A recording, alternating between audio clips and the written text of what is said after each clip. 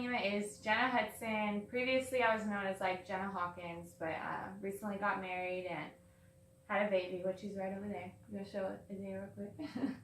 He's chilling. But anyways, this is kind of a video that I decided to do the other day. Just kind of going everything as far as like my mental illness and like things that happened that not really everybody got to know like the inside source or what actually was going on with me personally. So I wanted to make this video to have I guess a way to express like what was really going on in my life at that point in time. And I wrote down a couple things in here, but it's just kind of going to be a guideline so I can not forget anything. But pretty much it started when I was at the age of 13, and I was having trouble concentrating in school. I was going to a private school and had trouble just remembering things and focusing and having really hard time. And so pretty much my mom took me to the doctor and they prescribed me Adderall, like 30 milligrams. And we thought, oh, you know, this will help and everything will be okay. I'll be doing good at school and, you know, this and that. Well, after that, it was almost like one thing after another. I mean, I started, you know, taking that for school and I was hopefully doing better, but I actually got transferred to a public school. And my mom actually, like, after I went to the public school, our whole family found out that my mom got diagnosed with sarcoma, really bad cancer that is really aggressive. And we were all kind of panicked. I mean, at the beginning, my family and my dad and, you know, when we all sat down, we weren't really made known that it was really a bad cancer. They just said, you know, that she's gonna get treatment, everything's gonna be okay, you know, kind of with like the sugar coating on top. But there was a time that I remember walking up into my mom's bathroom and I just heard this noise, and I walk in there and she's just like hunched over, like gripping the side of the shower, like just crying like hysterically. And I, you know, at that point I was like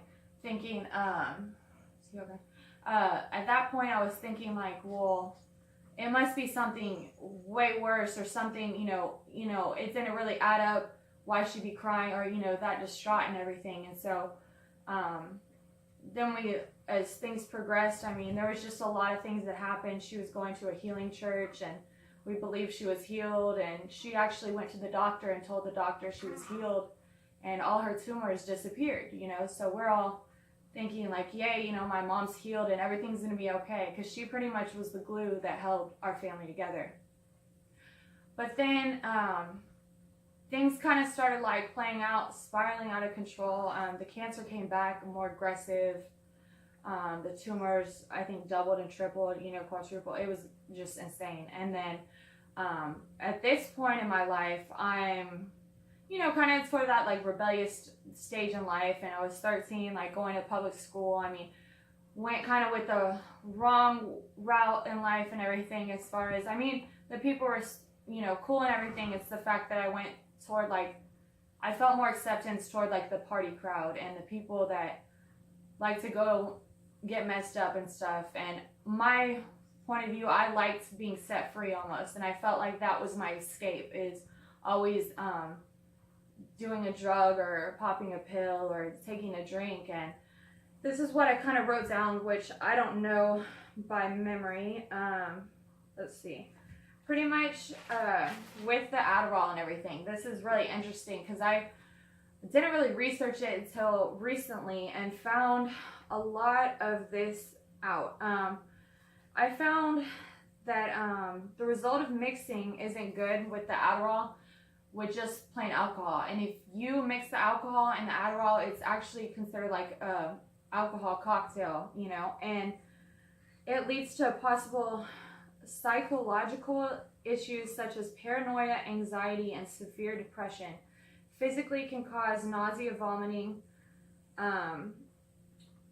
heart palpitations, and headaches. And pretty much I was going through all that, but what I didn't realize at the time was when you mix this Adderall with alcohol, or, I mean, I was experimenting at this point with a lot of drugs and a lot of alcohol and whatever really I could get my mind off of, in reality, what was going on, because I was just really stressed out because, you know, we thought my mom was healed and everything was going good, and then there was nothing I could do to save her, or, you know, even I was struggling so bad that, you know, I was pretty much just trying to keep my head above the water, but dealing with all these different things going on and holding on, you know, for dear life. My mom was pretty much, and here I am pretty much killing myself, you know, for what?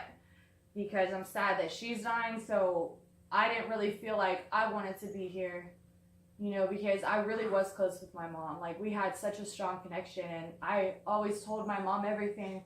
But after I started getting on the drugs and doing different things and stuff like that, I was pulling away from my mom because I felt guilty in the church and stuff like that, because in the church it was like it was looked down upon, and you know, whenever I'd see my mom, I'd feel like guilty, you know, like, you know, I try to run straight to my room when I get home and stuff like that, because I didn't want her to see my eyes that were red, or that I was all strung out on something or drunk. You know, I would just run straight to my room, and she'd always say, Jenna, you know, like, you know, she would always know, you know, she wasn't stupid. And you know, so there was just a lot of stuff that went on with that. And then it also says Adderall and Ritalin are a DEA Schedule II substance. This means there is a high potential for abuse and can lead to severe psychological and physical dependence. Considered dangerous, and it gives like a cocaine type feeling. So pretty much with this, it if you're taking it on, you know, a daily basis and stuff like that, it's easier for people to get addicted and have addictions and psychological dependencies and stuff like that. So pretty much, okay. So after that, I went through all of that, but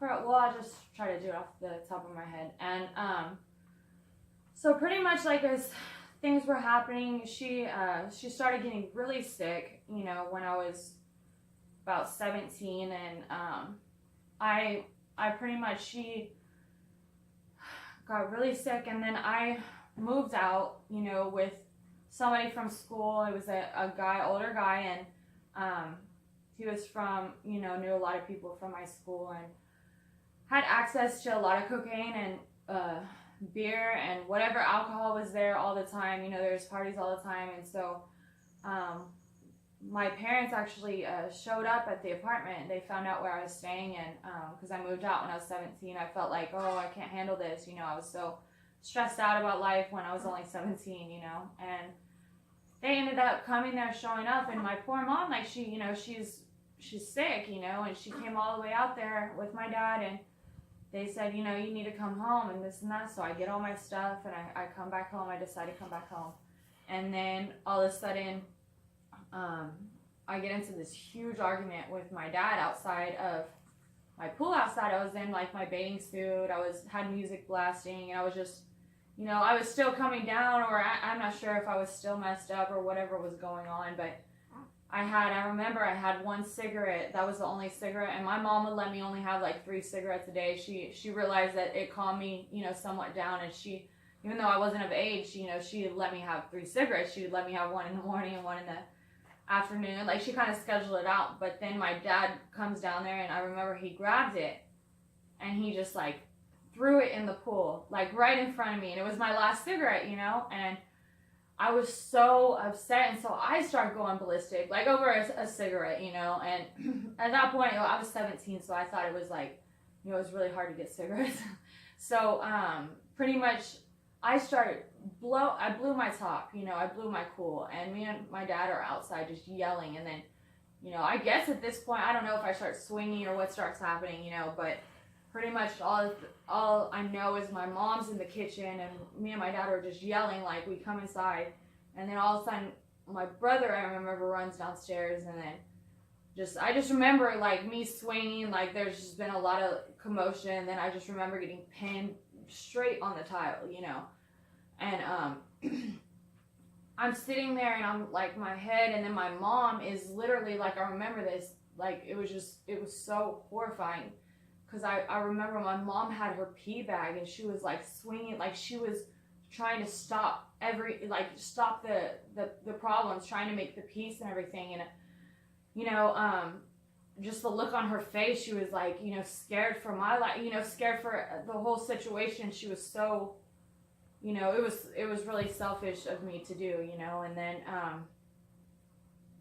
so then pretty much the cop gets called, and this is when I actually get taken to an actual, you know, psych ward, because I never experienced going to an actual, like, a doctor or anything that was outside of the doctor's office, you know, like I got prescribed my Adderall. So then I get taken away in handcuffs, and I'm sitting there yelling, you know, empty threats to my dad and my brother, you know, stuff like that, saying just crazy off the wall stuff, you know, threatening their life pretty much. And then I remember the cop takes me, you know, he drives me to Laurel Ridge, which is it's like a insane, like, psych ward units, like different, like these people are crazy, you know. And pretty much, like, I came there and just all the people were like looking at me like, this girl looks, you know, somewhat normal, you know, because like a lot of people, well, it's a whole thing, but pretty much if you act up or you don't go to sleep at a certain time, or it's like you're in a cage, and like if you have like a freak out, like panic attack where you're screaming at people and stuff like that, they will literally run and shoot you in the ass, like with whatever medicine to knock you out or put you to sleep. It's crazy. It's like almost like, you know, a wild animal that's, you know, going crazy, and then they shoot him in the butt. Like, that's really what happens. And so anyways, I was in the psych ward, and I ended up getting out, I think like a week later or 2 weeks later or something like that. They were evaluating me and seeing like what medicines were going to help and what was going to happen, and they ended up coming to the conclusion that I was manic bipolar or something like that. And I had anxiety, I had sleep problems because, you know, I wasn't sleeping in there. So I mean, when I come in there, I guess I'm diagnosed with ADHD. Then I come out being bipolar, anxiety, having sleep problems, just all these different stuff, right? And it was crazy. So then after I, you know, get home and everything, I end up trying to move away again, you know, after I got a job in high school, and I really wasn't going to school that much, you know. I really wasn't. I mean, the only time I really go was just to see friends and stuff like that. So I wasn't taking school serious, nothing like that. And pretty much I was at my job, and I was living with a best friend, which was a girl, and she lived by the school, Johnson, that I was at. And pretty much my dad calls me and says my mom has surgery out of the state, and he wanted to know if I wanted to go. And I was like, well, yeah, of course, like, I'm gonna go, you know, this and that. So my dad picks me up, you know, from I was working at Luby's at the time, and he picks me up, and we start driving, and we're driving for a couple hours. And I was actually pretty calm, I was chill, you know, everything. I think I would think I was stoned or something. So I was real mellow, you know. And then all of a sudden we get out of the Texas county line, and my dad pulls into this parking lot, and I'm looking around like, why are we pulling like the back of a parking lot, you know? And then another car, this guy gets out with handcuffs and handcuffs me and puts me in his car, and I'm sitting there screaming, like going ballistic, like what the, you know, like freaking out, because I think like at this point I was like, dang, like I was set up or something, you know, like freaking out. But come to find out, like my mom and dad decided they were going to put me in like a troubled teen program because I was almost 18. But in Texas, I was considered an adult, so they couldn't, like, you know, legally like make me go somewhere in Texas. So he drove me out of the state. So they took me all the way to Utah, and so that was just an experience. And then I ended up like having a really good time, like learning a lot of stuff and everything like that. I went on a mission trip at the end, and pretty much they said I could stay later, or if I turned 18, you know, that was it. Because, you know, if you're 18, you have to, they said, they try to threaten, you know, oh, your parents aren't going to pay for your ticket back. I said, well, I don't even care at this point. I'm going whether you know, you like it or not. And so they ended up coming around, my parents and everything like that. And so I went on this mission trip, had like an eye-opening experience, like went to Mexico with the whole group and everything. We got to build these people their own house, like from the foundation up. We got to help build this whole entire house, and just the look on the people's face and like how grateful they were for just a little house that we built, like it was truly, you know, worth it to me. But once I got back from that and everything, I felt like cleared out, you know. I felt like I was off all the drugs, you know, this and that. But then I started getting like this feeling like I was like lonely, and all my friends and stuff, they were freaking out because everybody thought, like, there was rumors going around I was dead, like, you know, because nobody knew where I went. I just up and like pretty much I was, you know, kidnapped by my own parents, kidnapping me somewhere else. But anyways, when I got back, then once people started finding out, you know, I was back, of course, you know, the calls are coming in, the texts coming in of, you know, hey, you want to go hang out here, go there and stuff like that. So one thing led to another. I was back in the drug scene and the alcohol scene not very shortly after. But then my mom did pass away, and that was really hard for, you know, my family and everything like that. But once she passed on, I dropped out of high school, you know, pretty much I dropped out of high school, and then shortly after that I met somebody where I got on a little bit more intense drug, which was, because at first it was just pills, marijuana, alcohol, Xanax, cocaine, stuff like that. But then it got bumped up to, well, just Molly at some parties and stuff like that. But then it got like to the, pretty much the stamp, like the pure form of ecstasy. So I met somebody, and I actually moved in with this person, and was living with him. And my whole family was just like, oh, you know, like they were just real upset about it. But, you know, I was definitely kicked out of my house. My dad had zero tolerance left, you know, and I understand because, you know, he was going through his grieving as well as me and everybody. But it was just almost like I was throwing in, you know, all this crap on top of everything going on. So pretty much I was living with this guy and ended up getting pregnant, and just, you know, from there it just went kind of ballistic. I mean, went from, you know, I really felt like I cared for this person, but it was so not what real, I feel like real love should be. And I won't go too much into details, but it was just more on the abusive side, and got really, really kind of out of hand, and to the point where I was calling friends and doing stuff like that. And I got to a point where even I ran and went over to my grandmother's actually, and my brother was there, my granddad, just a lot of people. And it was the day that I told him, like, I no longer wanted to be with him, this and that, it was over. And it was almost like, no matter how hard I tried to get away, it was like, it never, you know. So it was always like I'd call a friend to come pick me up, and he would always have a way of finding his way, and I would come back. And it was just extremely emotionally and physically not good, you know. And so once I broke free of that, my dad one day, he came over there and he grabbed all the stuff in my apartment that we stayed at and everything.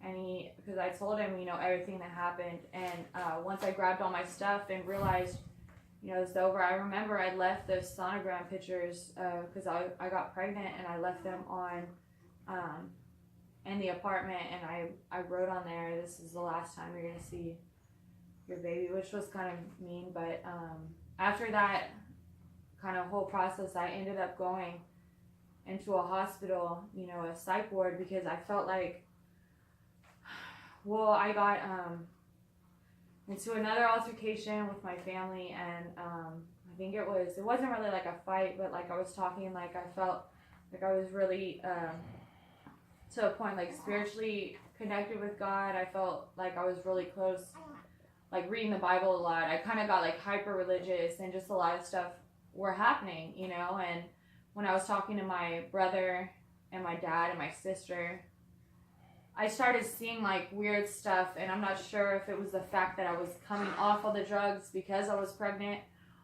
or what was happening, because my body kind of just went whoop, like had this huge thing come. And once I went to the hospital, you know, they took me in the hospital because they were asking me all these questions like, well, what day is it? Who's the president? Like stupid questions, you know. I'm just sitting there like, are y'all, like, what is wrong with y'all, you know? Like, I know this, I know who's the freaking president, I know who, you know. And pretty much, it was just irritating. But then I'm telling them, this is the part where it's kind of weird. I'm telling them like, I'm pregnant, you know, and nobody believed me because I didn't take a pregnancy test. And, you know, it sounded like I was crazy, you know.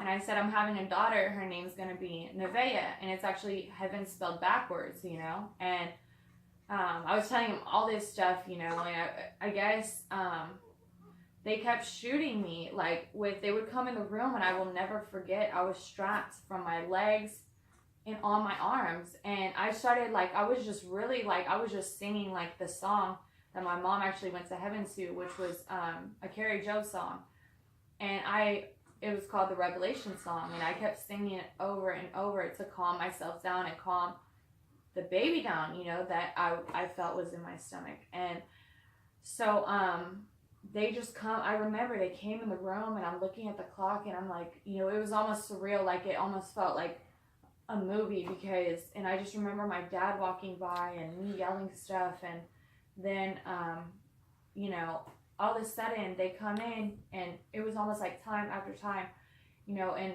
I would have more anxiety and more nervousness, as I would have more nervousness each time they would come in and give me more medicine. So I'd start like singing almost louder, and I just remember they'd run in and they'd shoot my leg and with a needle, and then they'd leave. And then I was like, can y'all like loosen these straps? Can y'all like let me, like, dude, like I want to be able to go to the restroom. I want to be able to go, you know, why am I strapped to a freaking bed? Like I'm some, you know, I really at this point felt like a crazy like mental person, you know. And I was just thinking, like, trying to calm myself down. And then not even a couple days later, you know, they finally, like, the doctor actually started, you know, paying attention, and he ordered a blood test, you know. And so I get a blood test, and they find out, they were like, oh my God, she's 4 weeks pregnant, you know. And then they take me in for the ultrasound. They're doing the ultrasound and checking her, you know, just everything. And pretty much, like, once, that'll happen. Okay, sorry, I had to take a brief little intermission because my baby was hungry. But okay, so kind of where I left off, I was in the hospital and everything like that, and ended up getting out of the hospital. At this point, I think I moved away. Just or actually, I think I might have still. I don't know. It's been kind of up and down. But actually, with my daughter, I think I was with him part of the time being with my daughter, as far as he was there for the birth of my daughter, you know. And I was in a psych ward as far as, like, after that. And it was just insane because it was really weird. They had me on all these medications, you know, while being in the hospital. But the weird thing was, they would not let me out. Like, I was in there for, like, at least a good 2 months or something crazy. And, like, I never threatened my baby. I never threatened myself, anything like that. I was not, like, depressed or anything like that. I was happy for my baby, but it was like, I think they weren't aware of everything, like, the situation going on. So, pretty much, I mean, I was sad about the situation with that I knew I couldn't be with the dad, you know, or I shouldn't be. But pretty much, like, in the hospital and stuff like that, I actually ended up going to court, like, while I was pregnant and fighting it in court because they were pretty much saying, like, you know, that I needed to be there longer, and I didn't understand why, you know, because I was having anxiety and different things going on. But it wasn't anything, like, super serious, like, at this point. I mean, I was eating, you know, it wasn't like I was a risk, really, to my child or anything. But they just kept giving me a lot of medication, and you know, it was just really, really bad. And once I got out, I ended up realizing, like, okay, first off, the dad doesn't have a job, I don't have a job, you know, I wasn't really responsible, didn't really know how to take care of myself alone. Yet again, a child bringing in this world, you know, I was very scared, you know, because, you know, losing my mom at somewhat of a really crucial point in my life, you know, where you have a child, you know, usually most girls have their mom or, you know, somebody to support them and be there for them. And at that point in my life, I just didn't have my mom there. So, once I had her, right before we had her, I chose adoption because I was, you know, not ready and everything like that. And I chose adoption with her because I felt like that was the best thing I could do for her in her life. But we brought out the papers, looked at the families and everything. And the dad actually liked this family a lot. They were, you know, Christian family, supposedly. You know, I guess they actually, like, we met with them, and he was a firefighter. She was going to be a stay-at-home mom, you know, loved photography, loved to take pictures, you know. They gave us our whole story, how she couldn't conceive, they tried fertility, and, you know, like, the whole shebang. Like, I was thinking in my heart, I was like, oh, you know, this family seems so sweet and everything.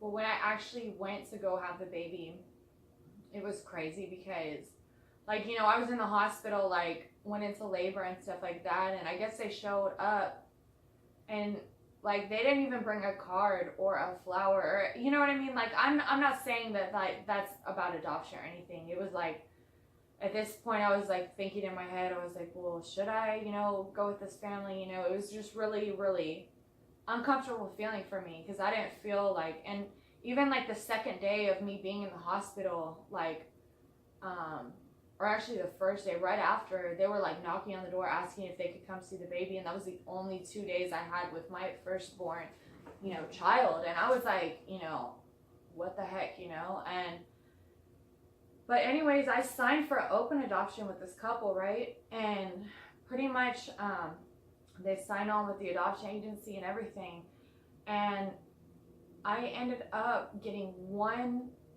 little update with a couple pictures, and they said stuff about my daughter, and they changed her name to Paige, some weird name, Sibylla something, and then put Nevaeh as the second middle name, and then put their last name, you know. And, like, they didn't even, like, ask me, like, you know, anything like that, you know. And I just felt like, really, that whole situation made me really upset. And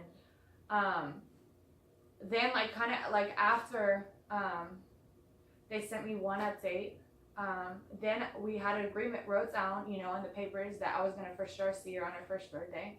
But I'm thinking in my mind, this open adoption, they said they were going to send updates whenever, every now and then, or whatever happens, they'll contact through the adoption agency and everything. Well, they actually stopped calling the adoption agency back. They stopped pretty much all contacts with me, with the adoption agency, with everybody, you know, and didn't feel like, I guess, apparently, you know, my dad even emailed him and kind of stated it, let him know, like, you know, she's not asking for a lot, like, she just wants to know, like, how her, you know, daughter's doing, and, you know, pictures and stuff like that. And I'm not sure if it was on her first birthday, like, her and I had, like, a bond, you know, it was an instant connection, you know. And I don't know, I guess I contacted the adoption agency later, and they actually told me that they didn't feel comfortable with the open, you know, talking and stuff like that. But see, if they would have felt like that, they shouldn't have even signed for open adoption. I still strongly believe about that, you know. And it's just, that's a whole nother thing, really. But then, guess after that, I end up getting pregnant with my second, with the same dad, you know, and then have him, went to a single mother home. After 2 weeks of staying with my dad, I went to a single mother home because I really chose that. I did not want to be with a father. And 10 months later, came to decide that I really chose, it kind of sounds crazy, but I chose adoption for a second time with this family that was actually very, very sweet. And I got to pick out the family and meet with them, and they were they're still so amazing. he's up,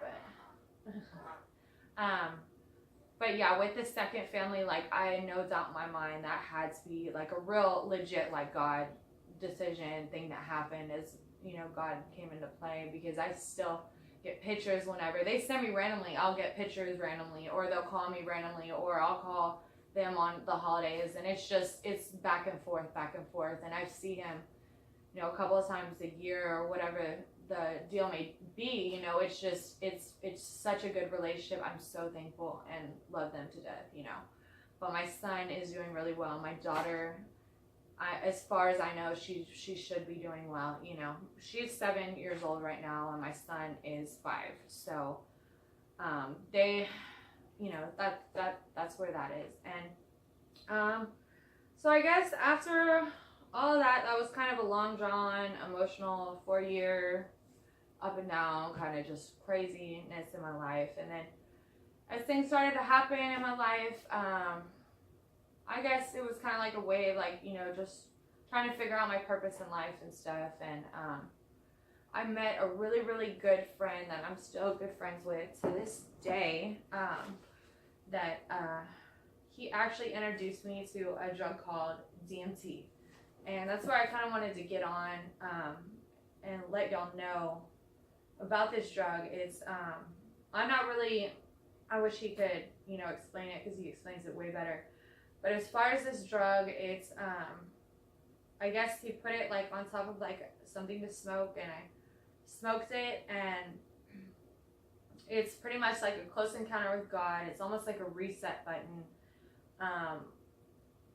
I guess it's almost like a, not hallucinogenic, but like when I was out there, when I tried it, this is the first time I ever done it, and I was sitting, he put on like relaxing music, and then actually had me sit outside to smoke it and everything. And when I smoked it, I was sitting just looking at the trees and everything outside, and it was almost like everything, like, just beautiful. Like, I started noticing the trees and the birds, and just everything happening in the world. Everything looked beautiful. Everything meant something. Everything felt as one.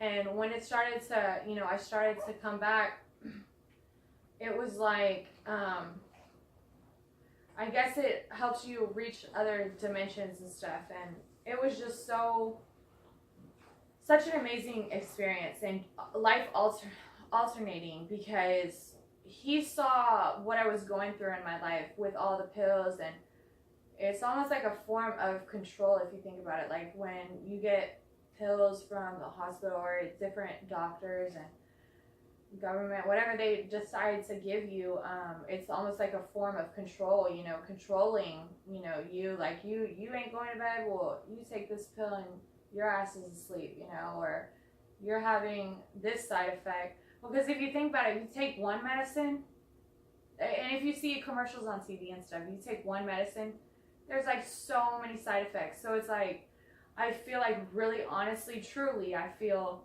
that when I was at a young age, I started a medicine, and it was like boom, boom, boom, after all this shit started going haywire, And I truly believe that, my life would be a lot different if I chose a different route, and if I got on, something more natural, or if I decided another route to go. I mean, I really was a sweet, sensitive girl growing up. I was quiet. I was, real observant. I was, I loved, people. I mean, I just was a very quiet girl, and then turned into this loud, party girl. But, the thing is, like, once I got this DMT, it made me look at life from a totally different perspective. And, I even talked to certain people about it that has gone through the same things, and it's incredible how their mind thinks, and how versus how, people just everyday society, like, viewpoints in life and stuff like that. Because, sometimes when you talk to, like, somebody that have done, like, harder drugs, or, smoke weed or, you know, or it's almost like when you talk to them, it's completely different than talking to somebody that's just not really been through shit in life. And it's like, every time I talk to somebody or can relate to somebody that's been through so much, it's like, it's such a more enjoyable conversation for me, you know, as well, because it's like a lot of people that really haven't gone through that much in life. It's not just, for me personally, it's not very interesting to hold a conversation with somebody that's really, you know, but I don't know. I'm kind of going off a rabbit trail here, but I'm going to try to cut this a little bit down. But as far as like the DMT and all that, it was a really good experience. It's kind of close encounter with God and just really changed my life for the better. And I thank my friend all the time for it. It was a really good experience. Shortly after that, I started just kind of laughing about a lot of my that I think the next week, like I was just, you know, just laughing a lot, like just happy, enjoying life, you know, and slowly started to taper off the drugs and applied for a school, got accepted into a school where it's like you actually go stay in like dorms and stuff, and end up getting a certification, meeting a boyfriend there, leaving, moving to Florida. He actually came all the way to Florida to see me again. We ended up getting engaged and now married with my third child, which he is just the best thing that's ever happened to me. Both of them actually are the best thing that's ever happened to me. And ever since, like, just so much stuff has changed in my life, how I gave my life to God and dedicated to staying, you know, not by like the programs or the AA or anything like that. Like I just mentally and physically and just like everything, like my whole life dedicated to, hey, look, this is where I want to be in life and this is where I want to go. And these are my goals. And it was almost like I had to like almost write it down and just kind of look at it, you know, right in front of my face. And without the help of my grandmother, my mom's mom, actually, she, and I think a lot of it had to do with I moved away from San Antonio, start over. You know, I went to San Marcos, and from San Marcos I went to Florida, and from when I came back from Florida to outside of Houston now. And it's like, you know, I almost had to withdraw myself from just almost unplug, like from everybody, everything, you know. And once I did that, it was like I finally felt like once I had my time away and to get strong within myself, to realize what I wanted in life, everything came so much easier and better. And, you know, things have really gone a lot better. And just kind of wanted to explain to you, well, as far as like with my grandma and everything, she's really spiritual, has taught me a lot of things. And I just kind of wanted to show y'all a couple little things, even as far as my other good friend showed me a couple of things that were interesting as well. But let's see here. Well, let's see. I might actually, you know, I'm getting kind of tired. I might make another video on all that, but this is pretty much just to explain kind of in a nutshell, just a little bit, a snippet of what really went on in my life. And so y'all could kind of see another point of view and everything. So, all right, peace. Turn it off. Whoop.